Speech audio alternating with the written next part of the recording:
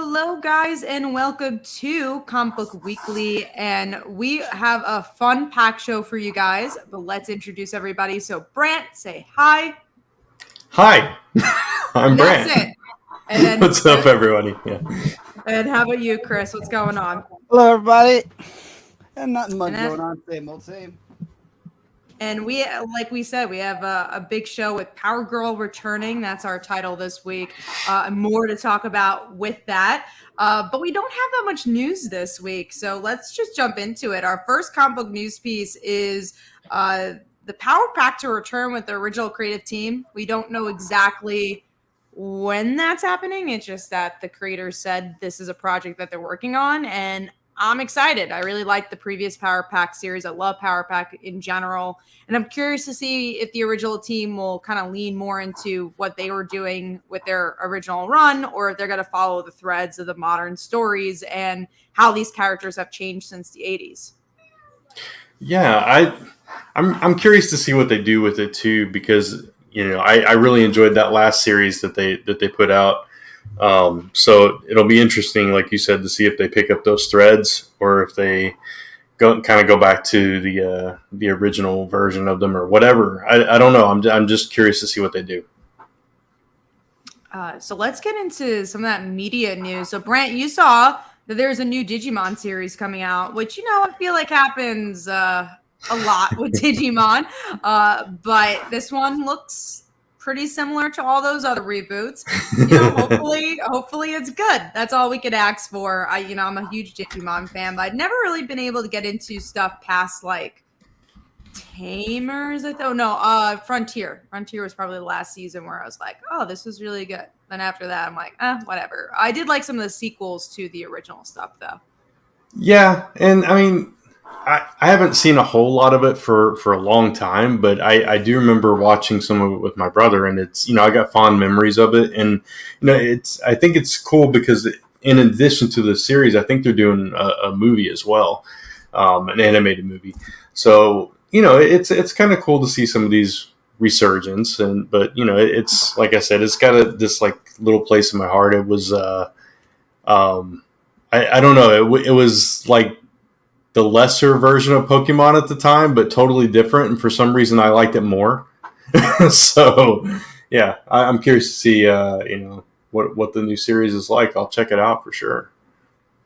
We have some questions in the comments about Digimon. Mike Manhattan says, what did you guys prefer more, Digimon or Pokemon? As a show, I personally prefer Digimon, but like the video games, I enjoyed Pokemon more. Yeah, they definitely had superior video games, and I think the card game was better for Pokemon too. But yeah, cartoon-wise, I enjoyed Digimon a little bit more, but my brother was more into Pokemon, so we watched both, but it was more Pokemon. So Digimon actually came first, ironically enough, before Pokemon, but Pokemon just took the fan base by storm with the cards, the games, like Brent said.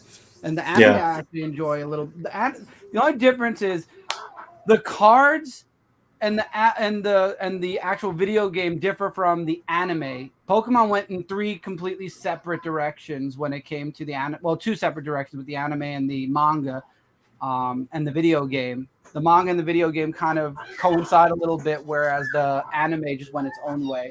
But I always favored Pokemon over Digimon. Yeah, I mean, I don't know. It had more broader appeal, I think, Pokemon did, but Digimon was cooler. So, yeah, and Pokemon got Nintendo money because Nintendo took that's true. Video games. That's true. I played a lot of that game, that N64 game where you take the pictures of the Pokemon. Whatever that was called, Pokemon Snap. That's it. They made a reboot of that. Did they really? Okay. Yeah, it's for the Switch. Nice. We also have another question from Tevia. Do you believe that they'll retcon the Outlawed event?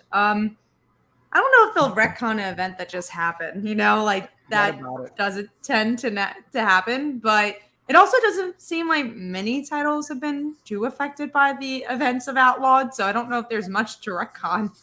Yeah, it's like Outlawed tried to be what Civil War kind of was with New Warriors, and it just didn't take. But it's still referenced everywhere, like lightly. It's still present in every book, so I don't think they'll retcon it. I think they'll just kind of move on from it. Yeah, exactly. So next thing is that Hawkeye gets a release date, and that is going to be for November 24th, so just in time for Thanksgiving time period. But then there's also questions of other series like Miss Marvel, and I think there was another one that was supposed to release in 2021. And where do they fit? Are we going to get more series after What If, or is it going to be Hawkeye right after? I mean, I'm stoked for Hawkeye. If I have to wait for Miss Marvel for February, January, that's fine with me. But yeah, the picture looked awesome. Yeah, I'm really excited for Hawkeye. It's just it's going to be fun. All these Marvel shows have been fantastic for me. I've enjoyed every single one of them so far. I haven't watched. I mean, What If is that even out yet, or is it coming out? I don't think it's out. I think it's coming out this month. Yeah, but like it's. I mean, that's animated, so it's a little bit different. And then, but as far as these live action ones go, I've soaked all of them up, and I can't wait for the next one. I really like Haley Steinfeld. And the things I've seen her in, I think she's really good, and I can't wait to see a live action version of Kate. So that's going to be really cool. Tizzy says, "Did you guys hear that Hawkeye will be deaf in the series?" They said, "I'm just like, when did this happen?" He's been deaf for a lot of the comics, but just some books reference it and some don't. I don't know where it started, like if that was like part of his origins or not, but it's definitely been around for a while. Yeah, especially that Fraction run, they did a lot with it. Yeah, they play with that, and then like in Old Man Hawkeye, I think he was like, all his senses were kind of dull because he was he was blind, he was going blind too. So it's like, it's one of those things. Like certain powers that certain characters have that they just kind of remember that they have them every once in a while. So let's move on to the last news topic, which is Scarlett Johansson suing Disney, which is definitely a huge topic. Reason being is because her contract obviously was written up before COVID, and the promise of making the money of what the box office made was definitely something that was worth it back then. And then that they just kind of did Disney Plus instead, and she didn't make money from Disney Plus. She only was making money from the box office. She's suing Disney. Emma Stone might be doing the same thing. So some craziness there. I think both sides is an interesting place. I actually maybe agree a bit more with Scarlett Johansson on this one, just because get the money that you are due, but at the same time it's a contract, so it's like it's very touchy territory. Yeah. Chris had marked this one, so I wanted to give him a chance to talk first. Chris, do you have an opinion on Scarlett Johansson? I'm not surprised when it comes to Disney and Marvel doing what they're doing. Sorry, Tommy's is playing in the background. I have myself muted and I didn't even realize. And I'm answering you guys, and you're not answering me. And I'm like, I guess they're very deep into what they're saying. And then I realized my mic was muted. So no, I mean, with the Scarlett Johansson thing, I mean, I was reading an article about it, and she doesn't get paid. She gets paid by how many people watch the movies in the theaters. And it being on Disney Plus, they don't give her the correct numbers, so she's not getting the right pay or something like that. So I don't blame her or anyone who's getting pissed off that the Disney Plus streaming service is kind of taking away from their movies. But movies are just opening up again too. I mean, I wish there was a way you could kind of combine the people who pay extra to watch the movies on Disney Plus and the movie theaters. And I think that's kind of what they're going to have the consensus on. It's just different because, box office is based on single ticket sales, right? Every person is a different ticket sale, whereas you buy it on Disney Plus or something, you could have your whole family watching for one. Exactly. But it's a higher charge. Granted, it's like $30 to watch it that way, but still, I get it. She got the Disney Plus money, though. I think she only was getting the box office money, which is crazy.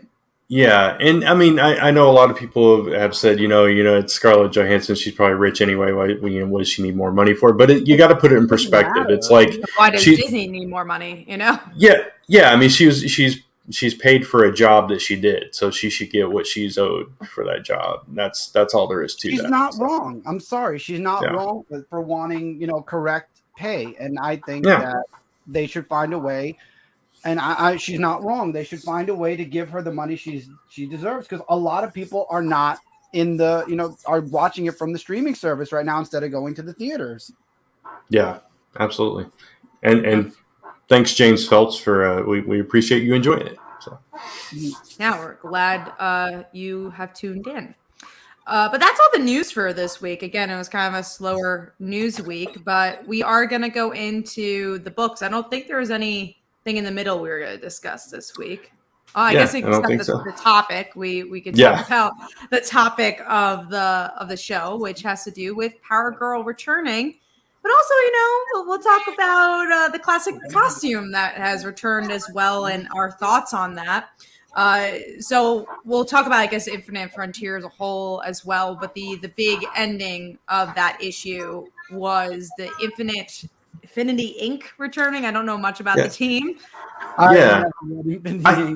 See, like you, I thought they were called Infinity Inc., but when I looked at it again, it said Infinite Incorporated. So I'm like, I think they just changed it for maybe this they changed iteration. It. Yeah, I think it is Infinity Inc., but they're just like, we're gonna name it something new. Yeah, because it's Infinite Frontier, so now it's got to be Infinite Incorporated. I guess I don't. That's funny. But it was cool seeing those characters back because we haven't seen them for a long time, and. Aside what you're referencing, obviously, is the outfit of Power Girl that also returned, which is the window, which the infamous window, window into the soul. Into the soul. Yeah, that's one way of putting it. Sure. Yeah, but no, it's cool. I like. I like Power Girl, and everybody's been wondering where she's been at. And Jade, of course, she was there and then she wasn't, and now she's back. So it's going to be. I'm curious to see what they do with the team now. What their purpose is going to be. Because we kind of in Infinite Frontier, we learned that They took all of them for a very specific reason, which I'm trying to remember what that reason was. Something having to do with go ahead. I was just gonna say I think they said it right. They tacked it right at the end, so I don't remember. Yeah, that was my comment. Yeah, I remember there being a reason, and it's like because they brought in Roy, like they wanted everybody that was supposed to be dead to stay dead, and then they needed all these certain heroes for some kind of purpose. Somebody in the comments help us out because I can't remember exactly what they said. But I don't know. What did you think about the return, Kat? I don't quite care about Power Girl that much. Like, I feel like she's a very overhyped character. Like, I like the Amanda Connor and Jimmy Palmiotti series. Yeah, but it was fun. Oh my god, this is the best series ever. And I feel like a lot of people put that series on a pedestal and the character on a pedestal because of that series. And, just because of the boob window as well. Like the idea of like somehow modern comics still keeping it because it's like become this parody, and most series have been able just to poke fun and commentate and make it a feminist, symbol. But at the same time, I just don't think I care about the character enough to care about our boob window, or to care that she's back. And because also, Power Girl has returned over and over again since the New 52, and they've absolutely done nothing with her. They don't know what to do with this character or her boob window. There's like, what is there to be excited about? I just saw her appear. They're not really promising anything else. Yeah, that's true. And again, like you said, aside from Palmiotti and Connor's run, they've tried to do so many different things with this character. They, teamed her up with Huntress, teamed up with Harley Quinn, threw in all these different series and tried to, get her over again. And I don't think she's been over for a while, aside from that series. So hopefully they'll be able to do something, with her this time around. And, as far as the costuming goes and everything, it's interesting that they brought it back. Why did they bring it back? Is it just, because they don't? yeah, nostalgia, or they don't care, or it's like you said, they're trying to make it an empowering thing again. I don't know, but it probably doesn't mean a lot in the grand scheme of things. Um, That's also, I guess, my biggest worry about the series in general. Like, obviously, I know it's supposed to be a big impact for DC Comics, but every series that has been a big impact on DC Comics doesn't feel like it is integrated into yeah, any other series. Doomsday Clock was one. Doomsday Clock almost felt like an Elseworld story in many ways, because how many books actually played with it? And now this, it's like it's playing with C-list characters. So where is this going to be picked up on? Where is this thread going to be picked up on? Not only, Yeah. but every story that Power Girl's involved in really doesn't make a big impact on the DC universe. No For book sure. that Power Girl's Yeah. in has ever had an impact on the DC universe. And even the main storylines right now, Superman, Batman, Justice League, they all kind of feel like they're their own stories. Nothing feels like one universe anymore. It all feels like little pieces all over the place. Tevia says, I like Of her. course. It's a great costume. It makes Power Girl stand out. Yeah, stand Well, out. Right. She it stands definitely out. does that. She definitely stands out. Look, I mean, originally, what was it made for? It was made for cheesecake. Again, I think that a lot of thank you, Bam. Yeah, thank you. Nothing wrong with Appreciate Power that. Girl's costume. It's like people complaining about Nightwing's ass zoom in comics. But at the same time, like if Nightwing's ass was the only thing you ever saw, like let's say like Nightwing's you never ass saw is Dick nice. Grayson. Nightwing has a wonderful ass, but picture this: it's a comic book where Dick Grayson has the cameras on Dick Grayson's ass, and you never see his face. That's it. You just see his ass all the time, like he's always turned around. That's kind of like how the Power Girl boob window is. You're always seeing the boob window. It's true. Comic dedicated to Nightwing's ass now. I see it. Every panel needs to be dedicated to Nightwing's ass because you only see it every once in a while, right? You get to see a nice shot of Nightwing's ass like every 10 issues or so. The boob window, you're just always seeing it, you know? Which is nothing wrong with either, but It's just gonna making the happen one commentary. Yeah, absolutely. Yeah, definitely not complaining about it. It's just interesting choice, given that many characters have veered away from their, or at least for a certain period of time, they veered away from their more sexy costumes, like we saw, especially in Marvel with Captain Marvel and Spider-Woman. And then, we saw Spider-Woman go back to that costume, and it's just interesting to see how things change quite abruptly and kind of go back to norm. So We do have wars. Go on, Chris. I was just gonna say, personally, I was never a huge fan of Power Girl. The costume I wasn't was either. stupid, in my opinion. It was, and then when they made the whole, when was it? It was during the New 52 where they're like, the window in my chest was because there was always a hole in my life. I'm like, oh please. Really, I don't remember that. I remember there was a hole in her life, and then they put a symbol over it, and the hole and the opening. Wow, yeah, that's kind of lame. Dumbest shit I've ever read in my life, and I had to call it that because that's exactly what it was. They put a big P over it. I think it was in Palmiotti and Connor's run where she did the whole it's there to distract people kind of thing, and it's that at least makes sense. It's a retconning kind of thing, but at least it makes sense. But yeah. I think one question we did have from Tevia: what was our thoughts about Roy Harper and his daughter Leanne?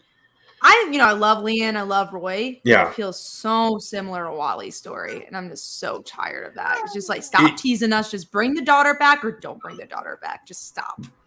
That is true. That I didn't even think about that, but that is absolutely Wally's story, which is weird considering the recent history with Wally and Roy, that they would have similar stories. But yeah, I'm glad that she's there. She's out there somewhere, because that was when she died, that was like huge, so. Gore says it's funny that Harley Quinn's costume has become more revealing and Yeah. sexualized over the 20 years. That is true. And but also what's interesting about Harley's sexualization, for most parts, it really is about her. It's not really about like the male gaze, depending on the book you're reading. But, Power Girl, because of the times, was more about the male gaze, but they reversed it in a lot of ways. Other than that, are you guys liking Infinite Frontier? I guess is the question, right? Yeah. I like your its. I feel like we're in the same category. Yeah. It's kind of middle ground. Yeah, it's not blowing me away. It's like there's some interesting things that happen in it, but it's not that series that I'm like, oh my god, this is changing everything, the foundation of everything. I can't wait for the next issue, kind of thing. No. Also, too much is going on. There's too many characters and too many story arcs. Kind of feels like the future end stuff, like back then. Yeah. Eternal, where there's like That's so many a great arcs comparison. going on. Yeah. Yeah, I really liked the first issue, and I think since then it really hasn't found a footing, sadly. But definitely not a bad book. I still want to see it through, and I still like the read. I just want to love the read. Yeah, exactly. I want something big to happen. So it's like these characters coming back wasn't big enough for me. Like, I mean, Jade was literally just there. And so it's like, okay, she disappeared for a minute and she's back. I mean, Power Girl coming back is, big if you're a Power Girl fan. Obviously that's not necessarily us, but I know there are a lot of people out there in the comics as well that are big fans. So I just want that big thing that's like, oh my God, I can't believe they did that. And I'm not sure we're going to get that. So I definitely don't think so, but we can only hope. What about Flashpoint Batman? What about him? I think that is like the exact thing. He's in it. Cool. That's it. That's another thing that frustrates me is that there's all these multiverse characters, and that's the point of the book. But they feel like decoration to me. Yeah, and it's like they teased us with issue 2 with Magog. He came back, and it's like, oh, he's bad again, and then it's like, no, he's not. Not really in this issue. It's like, okay, so what was that about? But yeah, I agree. But I guess we'll go into Under the Radar. I'll pass it on to Brant. On to me. Yeah, I don't know. I thought Chris was going to do it, but yeah that's fine. You go for it, Chris. Sorry. Yeah, no, I don't have an under the radar this week, but I think you two do. So I'm going to actually turn to, since Cap went to Brant, I'm going to ask Brant, what was your under the radar this week? My under the radar was Black Cat, number 8, and she ends up in my under the radar a lot. But this issue was a fun issue. It was tied into the whole Infinity thing, but loosely until the end. But basically, it was another heist issue, which most Black Cat issues are. This time, she's stealing something from Nick Fury, and it brings this whole altercation between her and Nick Fury, and there's a great dialogue between the two of them. It starts with this inner monologue with Black Cat, talking about everything that's going on with her, but then like Nick Fury's kind of lecturing to her on stealing from the old shield tech and stuff and nuclear waste and all this stuff, and by the end of it she's just like, thanks for the lesson or whatever that was, but I'm still leaving with this thing, and she gets the best of Nick Fury, which was fun. And where it ties into the whole Infinity thing is what she stole, which we didn't do our spoiler alert thing, but spoiler alert, it's Star, who apparently has been incapacitated and put in a box. I have not caught up on this whole Infinity stuff, so I didn't know that had happened. But yeah, Black Cat has stolen Star for her purposes to, I'm assuming, to warp reality in some way, shape, or form. So that'll be interesting. But this is always a good series. It's always a good read. And if you're a fan of Black Cat, you definitely want to check this out. So. Star is the Captain Marvel character from about a year ago, and she's a Captain Marvel villain. Yeah, she was just introduced. I think she was in Captain Marvel number 8 was the first appearance. She was also in that. What event was that? Was it the Venom event? King in Black. Yeah, she was in the series with Taskmaster and. Okay, I didn't read that one. Yeah, that whole ragtag group that Kingpin put together. She was in that team. So. All right, so that was Brant's Cat. What was your under the radar this week?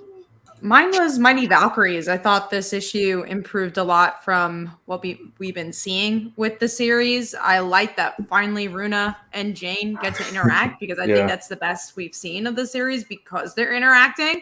Artwork is really good. And I honestly thought that Runa's story had improved because she had the interaction with Jane, then she went to Thor. So you get something that's relative and Mm-hmm. you could connect it to things you like about Thor, and then Jane still has her journey and her I guess connection to being Valkyrie. There's some good action here, but yeah, I just thought it was a much better issue than we've been getting. Yeah, it was a fun issue.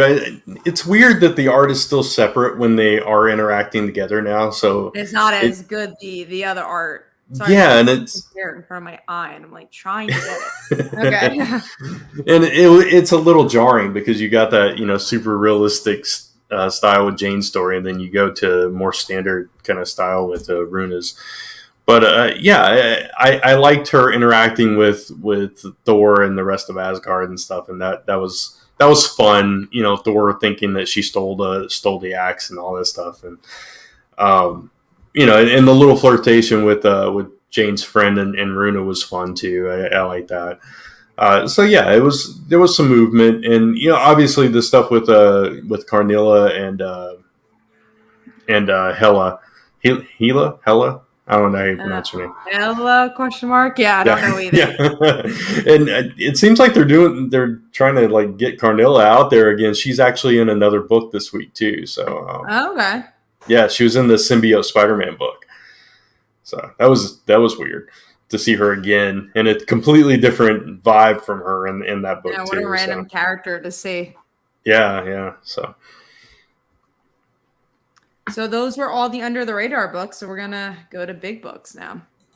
Yeah, big books in top 5. So first book we are going to talk about is a book that this is going to be an interesting one to talk about because I know that you and I, Kat, were kind of hesitant about this book, but based on things I've seen you post online, I think this one may have won you over. So we're going to talk about Superman, Son of Kal-El, issue number 1. Very, very highly anticipated book, this one. So. I genuinely enjoyed it. I will say if it was another week, it probably wouldn't have made the spot it did, but I thought it was a very, very solid issue. And I finally liked John. I thought the opener was really good. It set up a good foundation of his birth pretty much and why he's the son of Lois Lane and Superman. And then him trying to figure himself out, which has always been my problem with him, is that we don't really know him as a character. So it's nice that he doesn't know himself and he's kind of like questioning, well, what's my place in the world? And I just thought that as a first issue and in a writing perspective, it was just really well crafted as a first issue. So definitely on board for the rest of it. I enjoy this issue a lot as someone who quite dislikes John. So there you go. And doesn't love Superman. They put every aspect of John's life in. Like you said, the birth. They put in a bit with him and Damian, which I thought was really good. I think that Tom Taylor's finally going to make John a likable character. Because I feel like we haven't gotten that true intro of John. We've had him here, there, and everywhere. He was a kid one day, then he was a young adult the next, then he was in Legion for a while, and then he wasn't. Now we at least are going to get some. And then we also have that underlining factor of, he's supposed to turn possibly. And how can that be prevented? I hope not. It's not going to happen. We know that that's something that's going to be undone before we get to that Future's End moment. But the art, I don't know if you noticed the art change in the beginning when they first showed like the flashback. It was one art style, and then when we got to present day, it was a different art style. I like how they kind of translated from that was what happened already, and now we're in present day. I really, truly thought this was a very solid first issue. If I really hated John as much as Kat, this would have made me love him even more. I definitely like him. I don't know if love is the word. I loved him. I liked him at least, but now I at least getting fleshed out stuff with him. I thought the genius in the writing here with John and Damian together was that it really did feel like an evolution of their relationship and their banter when they were younger. Yeah, I agree. It felt like a real thing because my biggest issue, I know people in the comments are going to be whatever, but my biggest issue of Super Sons is just because they were young and they should be together. Not that they actually worked to be together. Like they never did anything enough to earn a friendship. And here it felt a little bit more earned. I hope we get to see more scenes like that, but they don't feel real, in my opinion. They're just cute. And I hate that. I hate when just the cute factor sells something.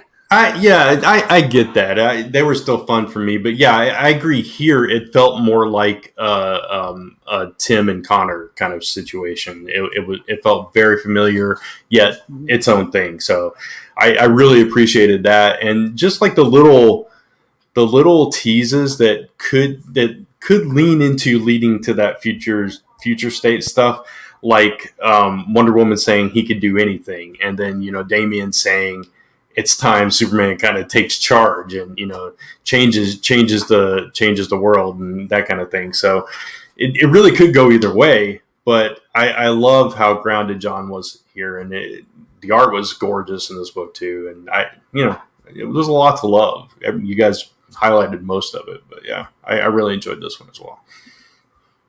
So our next book we're going to talk about is going on to the other side with Amazing Spider-Man issue 71. Next part of Sinister War.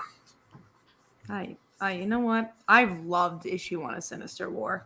And I hated this book. You hated it, really? Yeah, I didn't hear what book. Amazing Spider-Man. All right, hate's a strong word, but wow, I love this. Okay.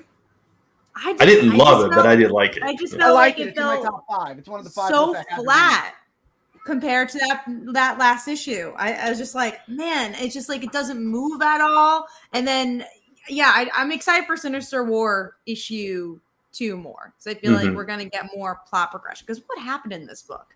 It was Mary Jane in the hot seat, sort of, when it came to Kindred. But we already seen that in this series. We've already seen issues where she was literally going up against Kindred. The only interesting thing was the Mysterio betraying her. I was like, okay, but we didn't know at the time that Kindred was Norman Osborn. Now it's kind of like, well, but still, I don't know. No, we did know at that time. Did we? We did know that was Harry. Issue. Maybe I missed the issue where we knew, because I know she faced him before we knew it was Norman. And the only other thing that happened in this issue really was that Carly and other Norman, got out of their jail cell or whatever, and we don't know why or how yet.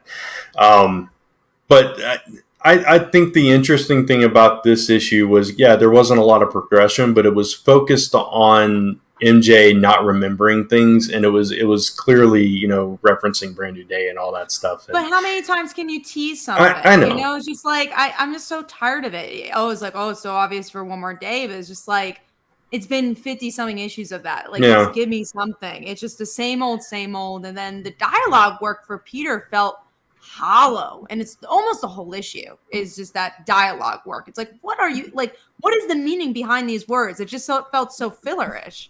I totally get that, and that's been one of our criticisms of this entire run, is that everything is very, very, very stalled, and I think that's the same thing with this issue. I did enjoy it just because of, I don't know, it got me excited that maybe there was an end in sight for this whole Brand New Day thing and Mephisto and all that stuff. And plus, I thought the art was really nice in the book too.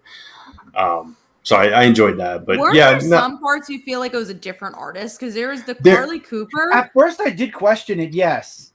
And then I realized it wasn't.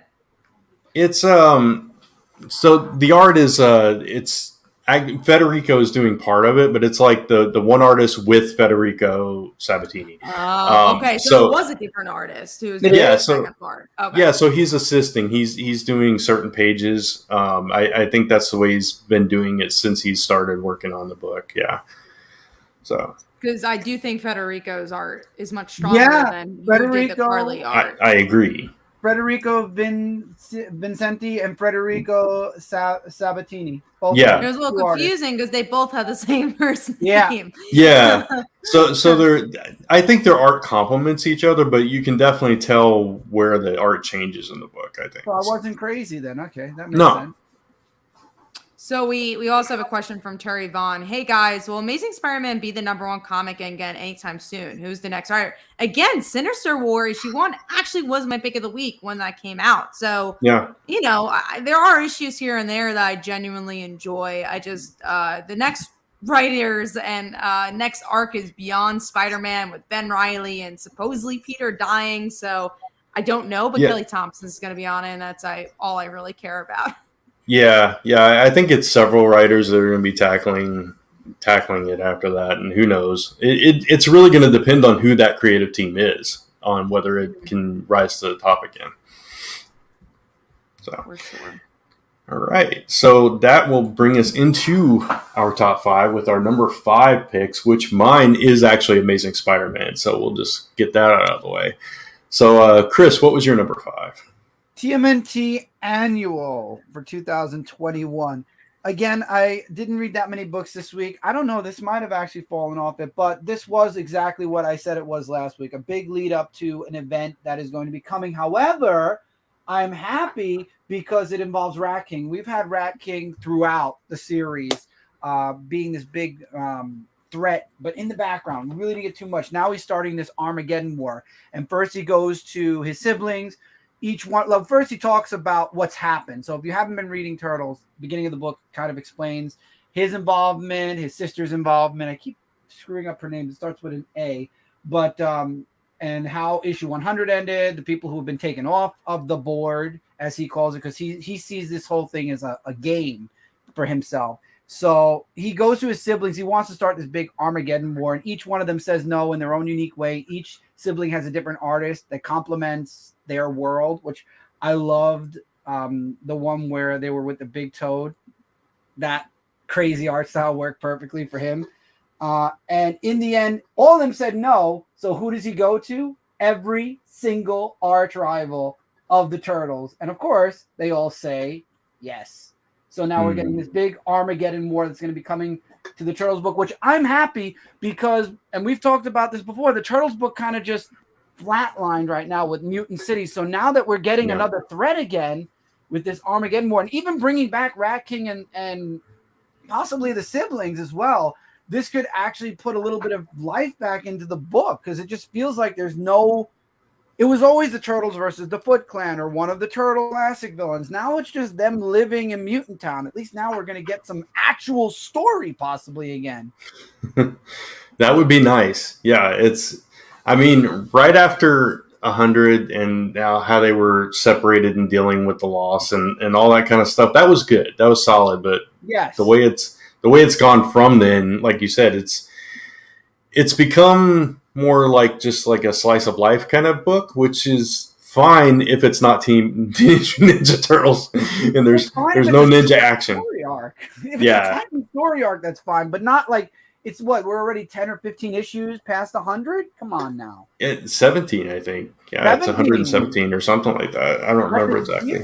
That's a year's worth of content already, all just slice of life. Yeah, I skipped this one because it didn't have the Turtles in it. So, yeah. I thought you read it, Brett. I was gonna say, what did you think? Damn. Okay. Yeah. Sorry. That's why it's my number 5, though. You're right. The Turtles aren't in it, and it's their annual. Right. Yeah. Exactly. So. All right. Well, I'm glad you enjoy it, though. So, and hopefully, it means good things coming for the Turtles in the future. I hope. All right. So, going into our next big book. I didn't do my number 5 yet, Brant. Oh yeah, I'm sorry, Kat. Go ahead. Cool. Mine is Daredevil issue 32. And yeah, this issue was good. At least the Elektra parts. I really liked her interaction with Bullseye and their weird dynamic because of all their history. And the Daredevil stuff I thought was the weaker aspect, the matte stuff. But artwork is also not as strong as usual, but I definitely enjoyed the Bullseye and Elektra stuff. And looking forward to the next issue. Yeah, that's why it's not my top 5. A, the Daredevil stuff, and B, the art wasn't. I didn't feel like it was as strong as either. The Daredevil story, I'm kind of bored with it at this point. I just want him to be out of jail. Yeah, it's too long, and it reminds me of that season of Arrow when he went to prison. It's so similar. He almost got out go to jail. And he's like, no, I'm going to stay. Yeah. It's just like, okay. But the Elektra stuff was really, really strong. I loved Spider-Man, kind of guest starring in there a little bit. And the whole thing with her and Bullseye, it's just because of their history. Their history is so deep. And, her instinct is to kill him. And, she's wrestling with that throughout the entire issue. And I love that. And then, of course, the cliffhanger we get where there's multiples of Bullseye, which was okay. That's something they haven't done with that character before, so that's going to be interesting and very scary. So it was a good ending at least. So, did you read this one, Chris? No, I didn't. I have to catch up with Daredevil. All right. So now going into our next big book, which is Icon and Rocket, Season 1, Number 1, the next milestone book. I didn't love this issue. It's very much an origin story. It's a bland origin story. It was like Superman meets I don't know what. Yeah, that's the thing. Superman meets what? Superman. I don't know. It's like I need another issue to see if I actually like it or not. To see if it goes beyond this stage right here and actually gets into some superheroics and stuff. But Icon seemed a little standoffish, which kind of didn't bring me into that character. I didn't feel connected to that character. I felt connected more to Rocket. Right, Rocket's the girl, or will be the girl, right? Yeah. I liked her, but I also thought she was kind of bland too. I didn't get anything out of it, which is why I probably won't get issue 2. Just because there wasn't one thing where I was like, oh, that's kind of interesting. Yeah, the only thing, I mean, the timing, the time period that he came into his abilities and into his being and everything that was going on and kind of shaped him as a character, I thought was interesting. I think it could have been written a little bit stronger to illustrate that point, but I'm kind of curious to see how they fare as a duo going into the rest of the story. So I'll probably try out the next issue and kind of judge it from there. But yeah, it left a lot to be desired, this issue.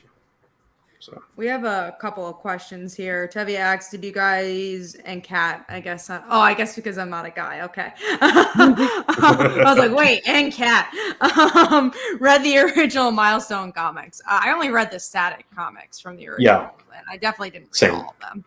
Right. Just Static. Then we also have him ask, which is better, Static or Icon and Rocket? Definitely Static. Absolutely. Sure. Yeah. And then the other question was from Terry. Is Daredevil the best Marvel book out now? Some people say Beta Ray Bill. I don't think Daredevil's the best book. I definitely like it a lot. I would say the best book, I mean, personal preference is Runaways, but let's take personal preference out of it. I'd probably say Immortal Hulk is the best Marvel book right now. I love Black Widow. I think Black Widow's... Black Widow's great too. Yeah. Although this issue did not make it to my top 5, believe it or not. This issue wasn't as good. This arc is a little slow, but this book is still really good. Yeah, Black Widow's really good. Man. I don't think Daredevil's the best. I think it was really good, and the past couple issues have slowed down a little bit, but I do think it's a very good series right now. So Spider-Woman, Tizzy asks, I like Spider-Woman a lot, but there's some issues that are just not as good as others, and that's why it's like kind of usually middle ground. When it's good, it's really good, but when it's like middle ground, it's kind of towards the lower. Yeah, it's sometimes towards the lower part of the list. Yeah, exactly. Same. So Tevye follows that up with, what's the best DC book right now? Joker. Hands down. The Joker. That's the Black. Nightwing. I was just right. I was like, wait, Nightwing's out. Nightwing. I love when you said it right at the same time. That's not. Yeah, that's Joker's Black Label, not mainstream. No, Joker's mainstream. No, Joker's mainstream. Oh, I thought it was Black Label. No, there's another. There might be another Joker series that's Black Label, but not the Joker. Yeah, they have a couple of Joker. The Joker itself is regular. Tevye asks X-Men. Far from it. I don't think any X-Men book is doing that great for me. X-Men itself, like if issue 2 is not good, I'm debating on dropping the main series of X-Men. I really did not like that first issue. Wow. I did not hate it. Yeah. But no, I agree. X-Men is not where I hoped it would be at this point. So feels good like questions. The big two are kind of suffering a bit when it comes to their books. There's only like a handful of each series from each company that we like. Yeah. No, I definitely get more excited for the indies this year. Absolutely. That's what I mean. But speaking of X-Men, our next book is an X-Men title, Cable, issue number 12, the last issue. This book just wouldn't end. Everything that we thought it was the end, it never was. Yeah. It was so what did you think of the ending? It was fine. It's just like the rest of the book. Yeah. Good art, very mediocre story. The one thing I liked about this issue was that I forget which one, is it Esme that he's with? Mm-hmm. You like that they got back together? Yeah, that we saw her in the future version of her. I thought that was cool. That there was something there, that it wasn't just throwaway. I appreciated that. But other than that, it's like the end of young Cable's story showed us. You know the rest of the story. That's what they literally said, that you know the rest of the story. So and it made it feel like it didn't matter because, okay, he's not going to be around ever again. Like, why did we follow him then? Yeah, and I actually liked him better. He grew on me. And I'm going to miss young Cable. And now we're back to old, grumpy Cable. So it's like, what are they going to... I liked old Cable, but I don't think they've done anything with old Cable in a long time that was that interesting. But young Cable had a bit more energy, definitely a bit more of a personality. That's the thing. Old Cable is jaded, and he's been jaded since day one, and that never changed. I think the only time he was softer was with Hope. If they made a Hope and Cable series, that would be really fine. Yeah, but Hope is part of the 5, so she's stuck hatching eggs, so she's not going anywhere. Yeah, right? She doesn't get any panel time for it, but she's still stuck doing it. Yeah, exactly. All right, so going into our number 4, and I lost my banner, so I could turn that off. There we go. Going into our number 4s, let's see, Kat, what was your number 4? Mine was The Mighty Valkyries. We already talked about it. All right. And Chris? Amazing Spider-Man. We already talked about it. Okay, this is going to be quick because mine was Black Cat, which we already talked about. So there we go. Going into the next big book then is, we already talked about Infinite Frontier, so let's talk about Fantastic Four. The aftermath of the wedding. It's just one big fight. Yeah, one big fight. That's pretty much it. There's nothing that really happens in this issue. Well, there's one big thing that happens to Human Torch. Yeah, that's true. But it felt like it happened so quickly. It's like, wait, what? He's got blue powers now? Yeah, he's always on fire now. He can't stop. He's too hot. So Human Torch is too hot now, and he can't touch anybody. That was the big takeaway here. And the one thing I didn't like about this was Johnny says to Reed, "Tell me you're going to fix this. You're going to fix this. Already working on it, pal." And I'm like, this is what you've been telling the Thing since day one. So that doesn't bode well for the Human Torch, right? Yeah, nothing's going to work out for Johnny. Yeah, so it's like, you touch too many people, Johnny. Now you can't touch anybody. So there you go. That's the moral of this story. That is definitely the moral of this story. Right? Any other thoughts on Fantastic Four, or is this like, did it fizzle out on you, Kat? This arc did. I'm curious to see what they're going to do with the next issue because it's the anniversary issue. Right. Yeah. Which we've got that other anniversary thing happening too, right? So many anniversary issues. 60-year anniversary, classic retelling of the, I don't know. Of the Fantastic Four, yeah. They just announced it. I'm like, I don't need that. I know what happened. Exactly, yeah. And we also have the life story book that's already doing that. Yeah, exactly. In a more interesting way because they're at least like changing the story. Yeah, I agree. What about Dr. Doom's wife? I mean, she was loyal to him after. I was like, all right, whatever. Yeah, but she can't show her face anymore. She can't show her face. Yeah. Are we even going to see her? Or is she going to disappear? Do we care if she shows up again? Her one saving grace was, her saving Johnny, and then it's like she just went right back to Doom. So, love Power Girl in their OG costume. Okay, cool. Welcome to the show, Serenity. He doesn't have time to read his books because he joined an art class. Hey, that's cool. Yeah, classes. You always catch up with your books later. Yeah, but it's cool you're taking art. That's awesome. Mm-hmm. So good luck with that. All right, so I guess we're going into our number 3s then. That was quick.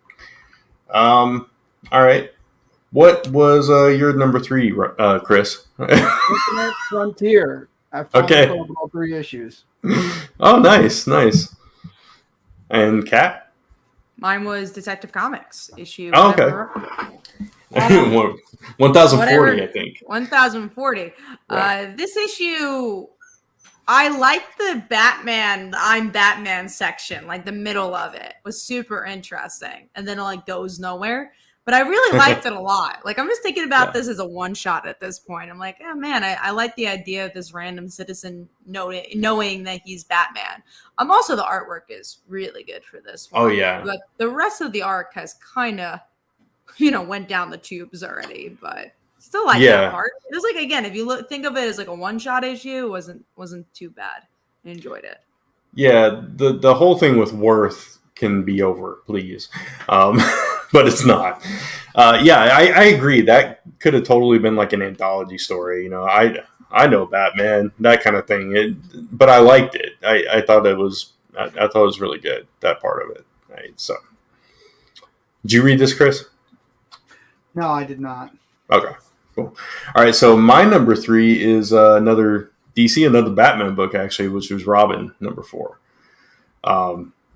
It was interesting seeing him interact with Ra's al Ghul and Ra's al Ghul kind of acknowledging both that Robin could kill him and that he's both detective and demon. So some high praise from Ra's al Ghul there. I liked all the stuff surrounding it. I liked Ravager. Stuff with Ravager and Respawn. Yeah. Love the ending. Since the solicits have announced that there was going to be a Robin reunion. That was my favorite part when they all show up. Oh, of course. Yeah. Absolutely love that. Yeah, I agree. That was fantastic seeing them all together. And it definitely makes me want to read next issue and see how they all get along with each other. And, but yeah, I like the Ravager stuff too, and I'm curious who Respawn is now as well, which was a character I didn't care about before. So that's I liked her from the end of the first issue. Flatline. Yeah, Flatline. That was Flatline. I'm thinking of Flatline. Yeah. Respawn's this Deathstroke character, which makes it even more interesting that person's versing Ravager. Yeah, it's about her father. Yeah, exactly. Huh? I was saying her and Ravager in the same book. It's interesting combo. Yeah. Respawn's a Deathstroke fan, kind of homaging the costume. So Ravager's father. Yeah. So that makes it really interesting. So, but yeah, a lot of good stuff. This is always a good book. Every issue has been really good for me so far. So. I love, one definitely also my top for DC Comics and comics in general. Mm-hmm. Yeah, definitely going to have the same staying power as Tim's Robin series, I think. Oh, 100%. If it goes this way. Yeah, if it continues on this way, yeah, absolutely, I agree. All right, so next big book is another Batman book, actually. Finding my banner there. Batman Secret Files Huntress, number 1. This was better than I expected. I wasn't even going to get this until I thought this was worse than expected. So really, I'm happy. Yeah. Wow. Okay. You actually, but it's not in my top 5. Okay. I I was not going to get this at all until you kind of talked me into it, Kat. So I'm glad I read it. Well, I'm happy you picked it up and enjoyed it. I'm glad Okay, so my recommendation helped you, but it didn't help me.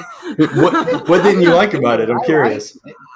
I'm so tired of this arc, and that's really what the Okay. whole entire book's about is the Yeah. virus stuff, and I just didn't care. And also the artwork was not too strong. I don't know if we necessarily needed this issue. I think they could have done a lot more with Huntress and with as many pages as they had. Yeah, I mean, I get that point. I didn't mind the art. I thought it was fine.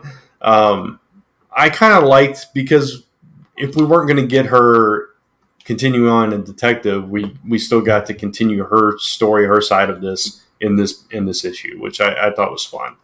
I do like the idea that Secret Files isn't a filler book. I do like the, you know, like not a lot happens, but it is connected to something. This could have easily been a one shot.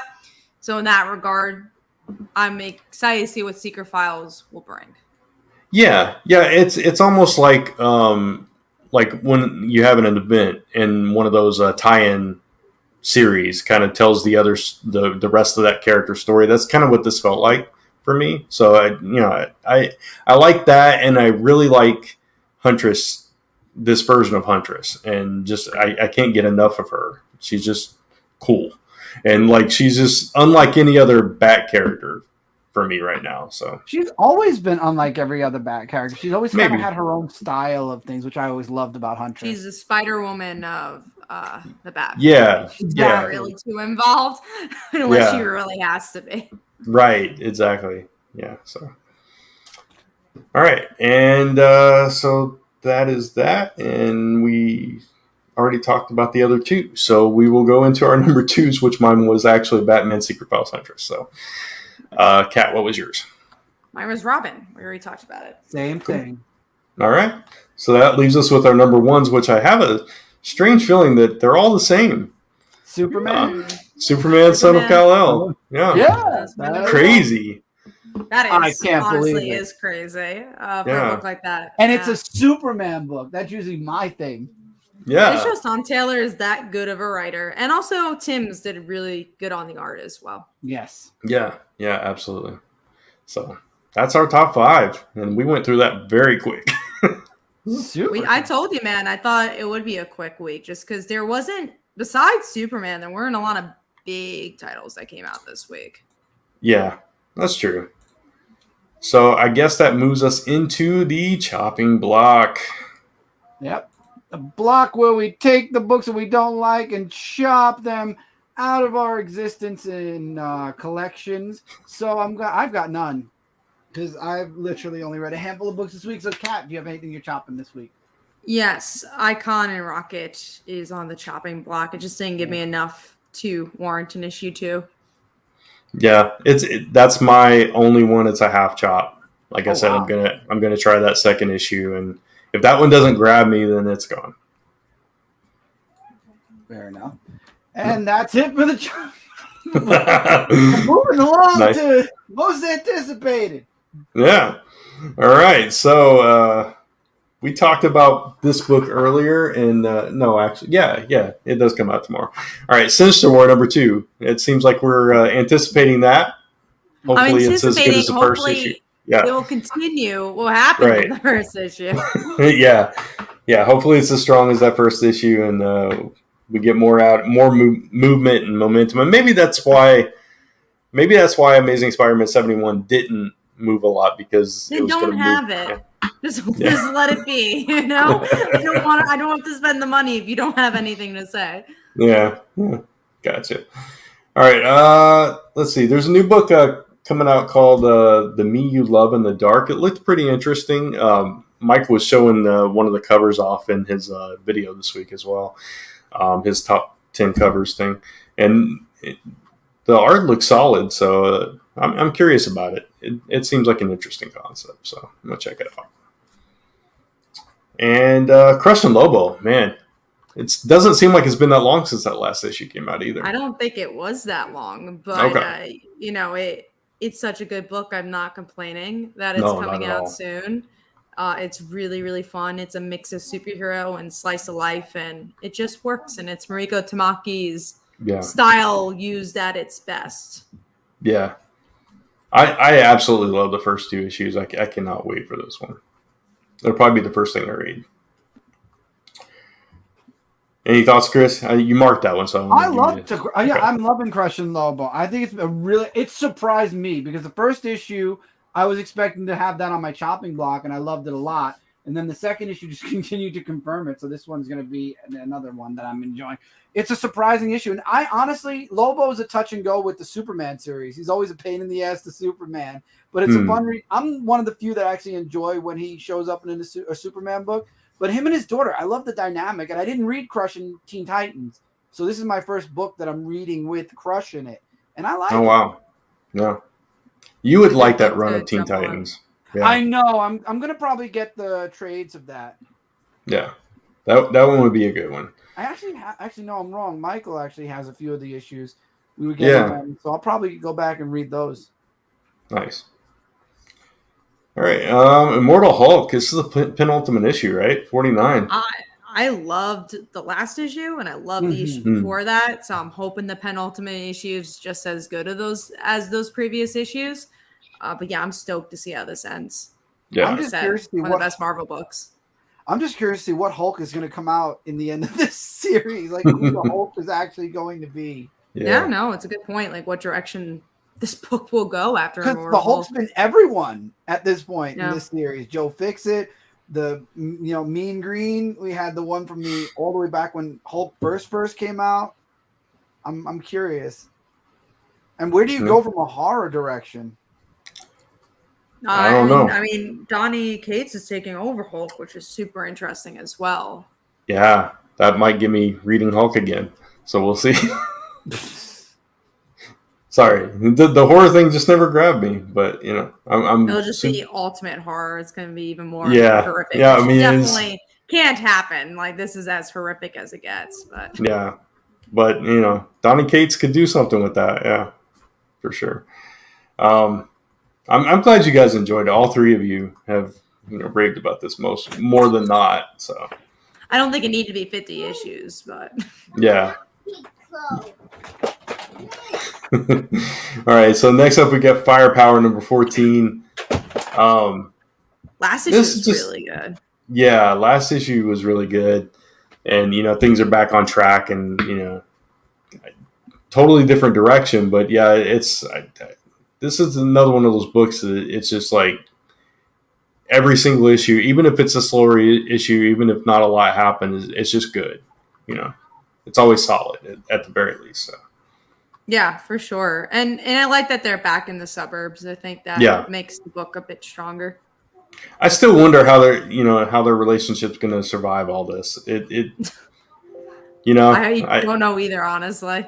Yeah. But you could say the same thing between like Adam Eve and Invincible and how much they went through in Invincible, and they were able to go through the other end. Same writer. That's true. So. Yeah, that's very true. So we'll see what direction he takes their relationship. All right, we got X-Men number 2, which we talked about it earlier. It's on the fence for you. Yeah. Yeah. I really didn't like that issue. I'm trying to remember what happened, actually. Exactly. I don't remember either now that you did. I did read X-Men 1. I don't think anything really happened. I think it was just them fighting. It was like a big fight. I think we were all expecting a little bit more, and we were a little disappointed with what we got, from what I remember. But I definitely remember that. Yeah. Again, I'll give it another issue. Maybe if it really doesn't impress this one, I might really drop it issue 3. But if it's like a middle ground, maybe I'll give it another issue. I don't want to drop the X-Men. At the same time, you can't have stuff on your pull list just because it's a franchise, except if it's Spider-Man. It's the only franchise, no matter what. It could be like nothing on a page. It's all white pages. I don't care. I'll still buy Spider-Man. And Chris feels that way about Superman unless Bendis is writing him. All right, so Batman number 111. This has been a slow arc. Both Batmans have been both Batman books have been slow. That's true. Yeah, Which one is? What's going on in This Batman? is See, they're Brent's gonna do what I was leading gonna do. Now wait a minute, what's going on in which Batman book? they're leading into Fear State. So you have Oh yeah, Molly yeah. stuff, yeah. The Miracle Molly and the Scarecrow stuff where he's Peacemaker. yeah. Okay. Yeah. Not much is happening, so Right. Slow burn. Both of them are slow Mm-hmm. burn. I think Yeah. Batman's a slower burn than Detective. And Detective's pretty slow. Yeah. They just been recently. They've been playing up the Peacemaker thing, and I'm not loving that. So yeah. Okay. Cool. All right. So the last book we got is Seven Secrets, number 11, which is, last issue was really good, right? Yeah. They've been picking up this arc. It's Yeah. not as strong as that first arc, but still, Right. now that the mom is kind of fully taken over and getting Right. the gist of things, I think it's finding some steady ground. Yeah, that last issue was the president, right?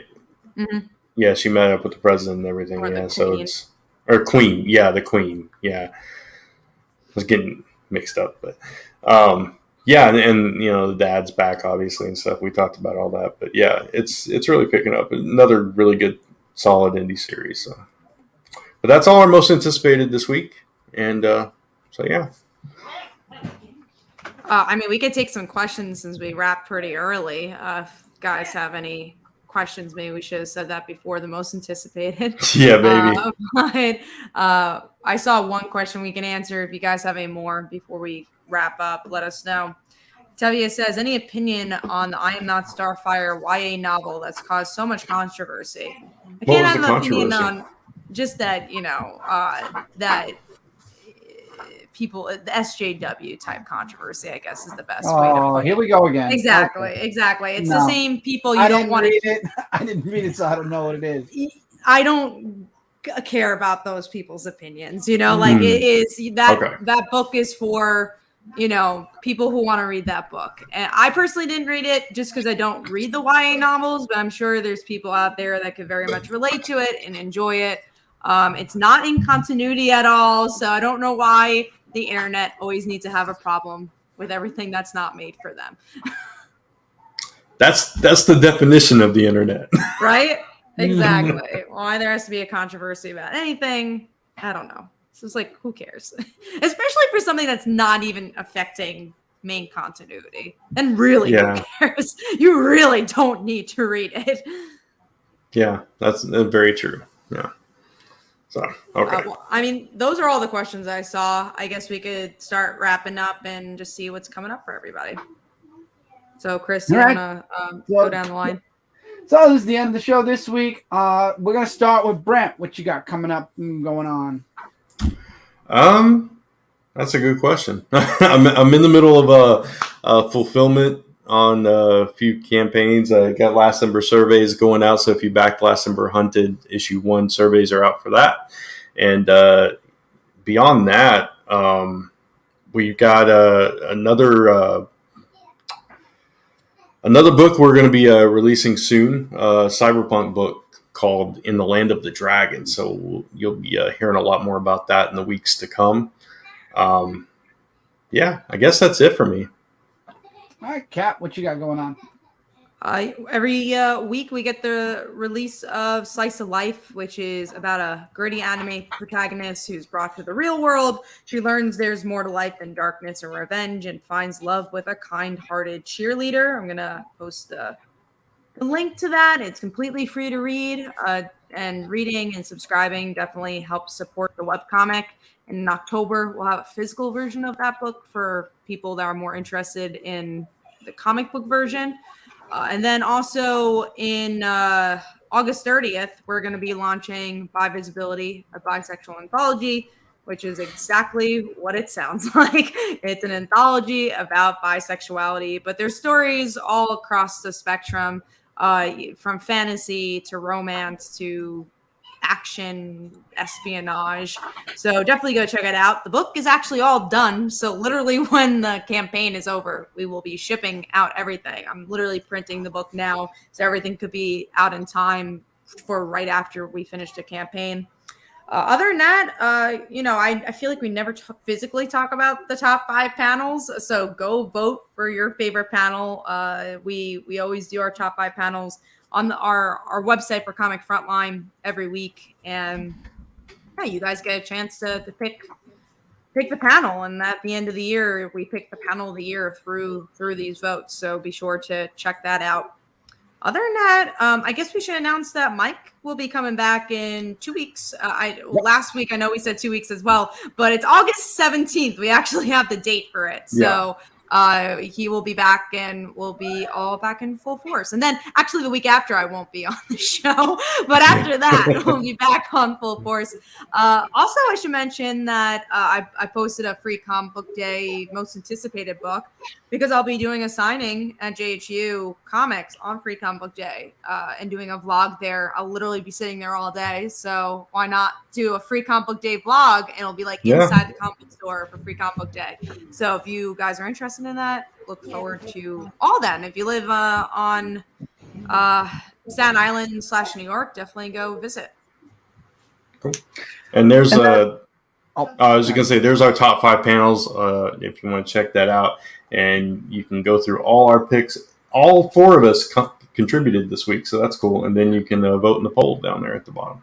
So. Yeah, if you missed Mike's voice throughout the weeks, you get a little gist of what Mike liked this week for his comics. Yeah. And then as far as I'm concerned, I've got a lot of stuff that's ending on my personal end. So the question of what's next, that's a very good question. We'll see what happens. There are a few things I have in mind, but nothing solid yet. So my future's kind of like, we'll see. There's a few things. But that's it for news. That's it for everything. So thank you all so much once again for being here for Comic Book Weekly. Don't forget to click that sub button if you're watching us on the YouTube. It's over Brand's head. Click the bell. That's over Cat's head if you want to be notified when we go live on YouTube. Also, don't forget to check us out on iTunes. Leave a 5-star rating, and we will read your 5-star rating right here on Comic Book Weekly. But also don't forget to follow all the Comic Frontline social medias, which is all the way down below. Give this video a thumbs up if you enjoyed it. It shows YouTube you enjoyed this video. And if you're listening on iTunes, go over to YouTube and give it a thumbs up. This way it can show you that you enjoyed the episode. But anyway, till next time, everybody, take care. Have a wonderful week, and we will see you all next time.